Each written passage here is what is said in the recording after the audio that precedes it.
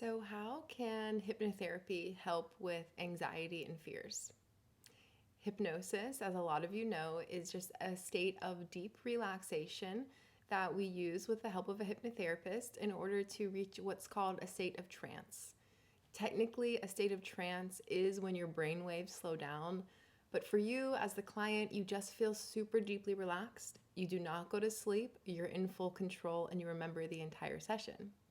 So, how we use hypnosis to help overcome specific fears as well as generalized anxiety is after we get the client into a deep state of trance, we're able to use the power of the subconscious mind in order to overcome fears and anxieties. And I'll go over exactly how we do that and why hypnosis can help you with your anxiety. So, our subconscious mind is a record keeper and it's also in control of all of your automatic bodily systems. That includes anxiety and stress. When you are anxious, there is a chemical imbalance in the body, and your subconscious releases the stress hormone cortisol, which puts you into a state of fight or flight. So, your subconscious mind is taking in everything all of the time.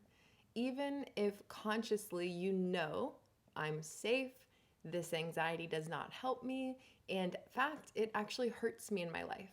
You might know that. Your subconscious mind does not know that. Your subconscious, first and foremost, function is your survival. It wants you to stay alive and stay healthy for as long as possible. So, when your subconscious thinks you're in an unsafe situation, it releases the stress hormone cortisol and it puts you into a state of fight or flight.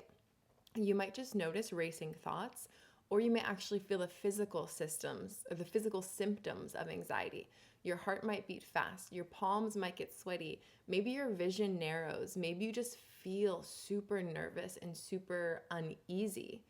That's because your subconscious thinks you're not safe, even when you know that you're safe. So basically, anxiety and fears is when your subconscious goes into a fight or flight state when it's not helpful. Usually, when we go into a state of fight or flight, it is helpful and it does keep us safe and it does keep us alive and ultimately comfortable and successful in life. So, in a hypnosis session, what we do with clients for anxiety is oftentimes we take them back to the root of the anxiety. And in a state of trance, you can actually recall all of your past experiences, even the experiences you thought that there was no way you could ever remember because you're way too young, or maybe you have repressed the memory or suppressed it, or maybe it's just not that important, so you forgot about it.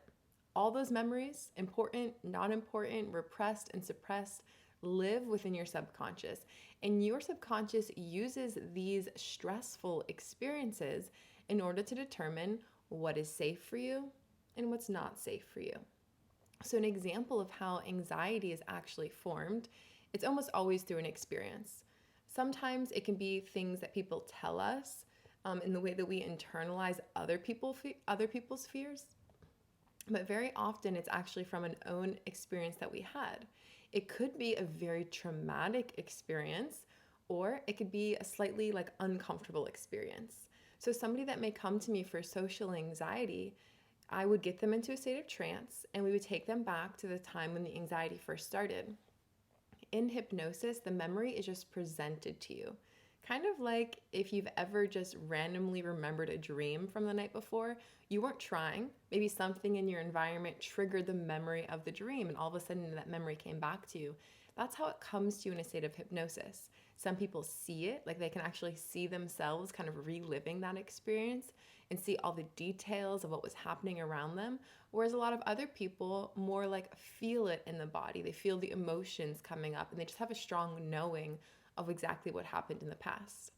So, what that does there is anytime you feel an intense emotion, your subconscious takes a snapshot of everything that's happening in the environment. So, let's say I'm a little kid, I'm learning how to read, standing up in front of my class, and I mispronounce a word. It's not that big of a deal, but in that moment, maybe it was a very big deal. Maybe the class started to laugh at me. I started to feel very uncomfortable and embarrassed. And anytime you have a big emotion, whether it's rational or not rational at all, your subconscious mind, it takes a snapshot. What's happening right now in the environment because you might not be safe. And so then you could long forget about that moment, but your subconscious never, ever forgets even one thing. So, in that moment when you feel stressed and embarrassed and the subconscious takes a snapshot, it now puts in place a lot of protection mechanisms so that you could avoid that experience altogether in the future. And the protection mechanism is anxiety.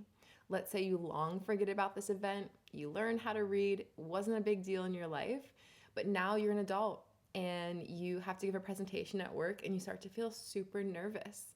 Maybe you're well prepared for the presentation. Maybe you know exactly what you're talking about and you're great at your job.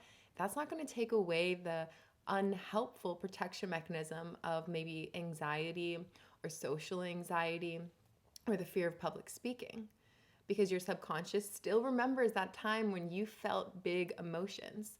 And so what it does is it says, let's avoid the situation. But you know, this is going to be great for my job. Maybe I'm going to get that promotion if I start putting myself out there more.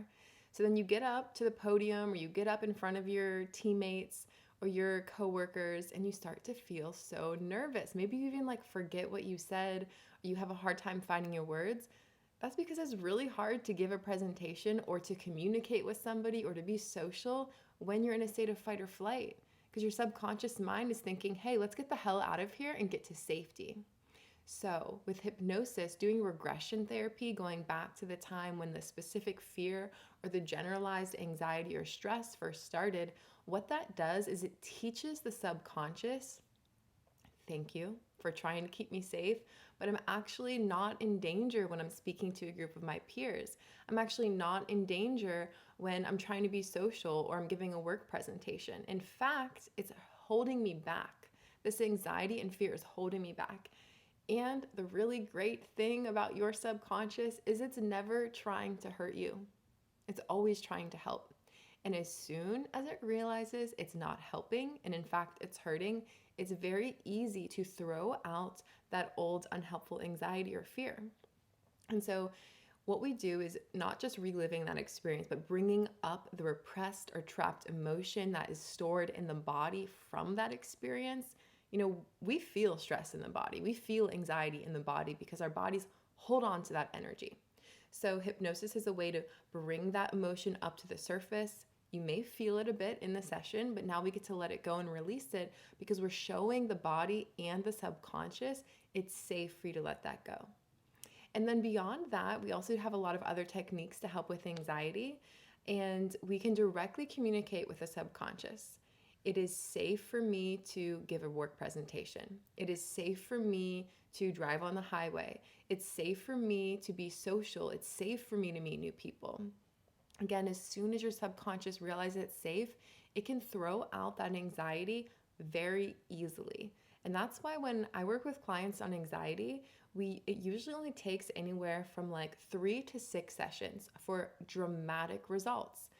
Anxiety is controlled by your subconscious, so telling yourself logically and consciously, hey, this isn't helping, this is actually hurting, I don't want to feel this way, I don't want to think this way. It's like you're talking to a brick wall because there is like a barrier between the conscious, analytical, thinking mind and the deeper subconscious mind. Hypnosis is a way to remove that barrier so that we can communicate directly from the conscious to the subconscious. And we'll also practice just direct positive suggestions.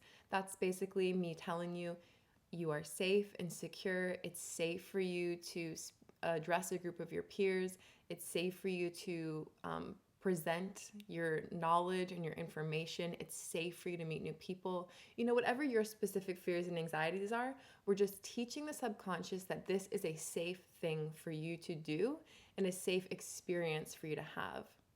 And so beyond that, we'll also practice future pacing. Pacing is basically the same thing as imagining yourself in the future as if you've already reached your goals. In a state of trance, you can create new neural pathways simply by imagining. So I would, in that deep state, I have you imagine yourself in that exact scenario that used to freak you out, that used to bring you anxiety. And what we're doing is we're creating a new positive association between the experience and a great emotion. So instead of the experience of speaking to a group of peers being stressful and embarrassing, now we're going to create the association between speaking to your group of peers and you feeling calm and confident, you feeling heard, and you actually making a great impact by just being yourself and sharing your knowledge and being open. And that's really all your subconscious does, is it locks an experience with an emotion. So we can change the experience, or we can change the emotion to be more positive emotion with that experience. Hypnosis for anxiety works extremely well. It's so sad to me that it's not more mainstream. So if you're curious about hypnotherapy for anxiety or stress or a fear, please reach out and we would love to talk with you. Thank you so much, and I hope you have a great day.